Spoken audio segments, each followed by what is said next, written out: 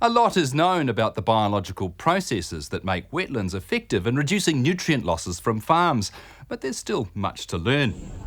A Dairy NZ research project is underway to help discover how best to create new wetland areas and to restore former wetland areas on farms. A showcase has been set up at Gray and Marilyn Baldwin's Waikato Dairy Farm. Marilyn belongs to Dairy NZ's Environmental Leaders Forum, and the Baldwins won the Supreme Balance Farm Environment Award for Waikato in 2009.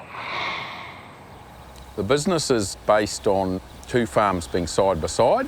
We milk 850 Jersey cows once a day on our larger block.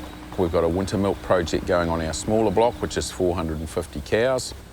We're probably around about a System 3 on the Dairy NZ category. We'd probably be preferring to be a one lower than that, but we've had some very dry summers in the South Waikato, and that's meant we've had to buy palm kernel in to keep the cows milking over the summer, and that obviously elevates your use of supplementary feed on the scale of intensity. We have nice flat land, we have some rolling land, we have some steep land. Now on the flats, you should be planting crops, working it really hard, lots of fertiliser, growing lots. The rolling stuff's great for dairy cow grazing. The steep stuff, it is a nonsense to try and put dairy cows, heifers on steep country. So when we won our Farm Environment Award, we had about 20% of the farm steep bits planted in exotic trees and native trees and riparian trees. So that's sort of been our deep-seated philosophy, match the land use to suitable uses. I guess I've been in an interesting and a privileged position in some ways through directorships, particularly Balance. I've been involved with Fonterra elections, had LIC directorship. It's obvious to me the rules in the Waikato catchment are going to change. The upper Karapiro here where we live is a very sensitive area, and so what we're trying to achieve out of the wetland is being proactive. We want to have a wetland project with good data which says, hey look, we're actually doing something about our nitrate release to waterways before the real change has to come. It started many, many years ago actually. We had Gordon Stevenson, who's known to many, came out to visit our farm, and we asked for his help to put riparians in, and thought, okay, we've got wonderful Gordon Stevenson who's a local.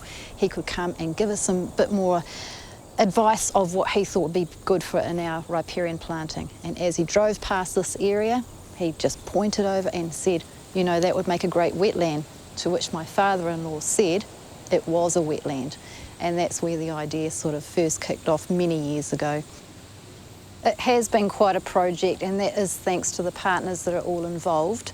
I guess if we did it on our own, we would have to do it very gradually, perhaps do one or two of the ponds at a time and just, you know, get a digger in and do a bit of work, and then perhaps the next year it would be a bit more solid fencing. So we have been very fortunate in having the partners, and it does mean that that science can be involved and we can get that monitoring happen, put a website up, get some information that comes out of this for others to see. Our involvement really has been to lead the project and to get the various parties on board together with the Baldwins, and of course the Waikato River Authority also heavily involved, as are the Waikato Regional Council, NIWA and Hill Laboratories. And the real aim here is to measure the nutrients that are being removed, and as part of that we've got an extensive monitoring program which we hope to do for at least 18 months, if not longer. In terms of the actual location, it's ideal. It's right in the middle of a farm. We have a central farm lane coming all the way down, so we've got a lot of sediment loads coming off that. We have power lines, we've got a central gas line as well running through the site. So I guess the location itself is a really nice case study for other farmers to learn from. I think the biology is well understood, but what we don't really understand well is what are the total removal rates in terms of mass of contaminants removed over different environmental timescales. So in terms of the nutrient limit setting space and what we're trying to achieve here, it's all about understanding on an annual basis, and also under different flow conditions, for example, different temperature conditions, how much nutrients or how much contaminants are actually removed, and what is the treatment potential in these sort of systems, how can we enhance that, how can we optimise that, and how can we make these systems more affordable for farmers to install practically themselves. So this study is really made up of two components.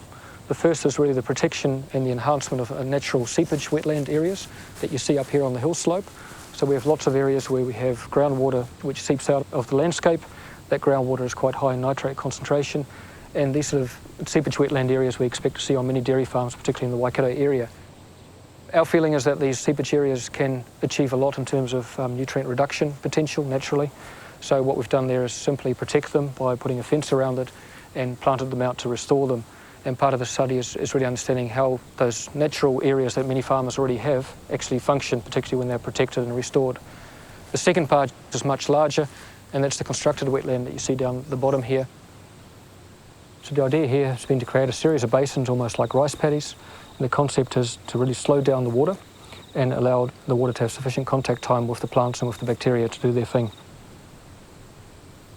And what you're seeing here is the flow sensors to measure water level, and also a weir to measure the discharge going across that.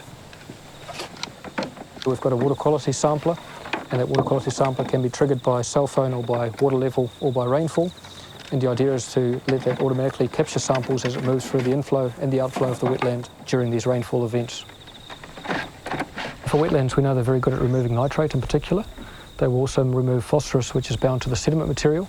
And we're also interested in fecal coliform bacteria. So those are the key parameters we're looking at assessing here. It's quite expensive to install a constructed wetland, and we're still working through some of the final costing around that, particularly around the construction part, the maintenance part, and the planting. And we are also looking at ways of optimising that, making it more affordable. At the end of the study, we'll have much better guidelines around how these wetland systems can function on the farm landscape, how much nutrients can they actually treat, under what sort of conditions, and how can we make these systems more affordable. So the intention here is to use it as a showcase to bring farmers out here to show them the learnings of how to set up a wetland, how to design it, and also how they can best make them affordable and optimise them to remove those nutrients.